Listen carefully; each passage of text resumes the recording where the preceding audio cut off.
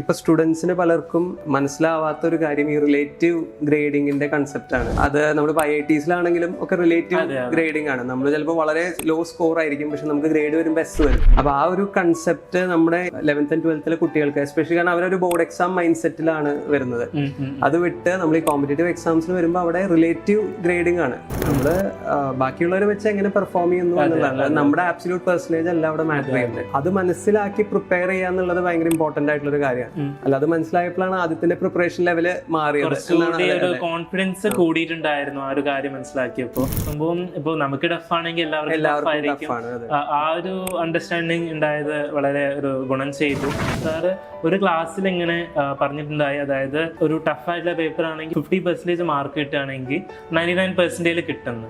അപ്പോൾ അതെനിക്ക് വളരെ സ്ട്രൈക്കിംഗ് ആയിട്ട് തോന്നി. കാരണം ആ ഒരു ടൈമിൽ 50%, അതായത് 100-ൽ 150 മാർക്ക് കിട്ടിയാൽ നമുക്ക് 99% കിട്ടും. അപ്പോൾ ഏതെങ്കിലും ഇൻസ്റ്റിറ്റ്യൂട്ട് കിട്ടും എന്നുള്ളൊരു കോൺഫിഡൻസ് ഉണ്ടായി. അപ്പോൾ 150 മാർക്കല്ലേ ഉള്ളൂ, എനിക്ക് അതിലേക്ക് എത്താൻ പറ്റും എന്നുള്ളൊരു വിശ്വാസം വന്നു.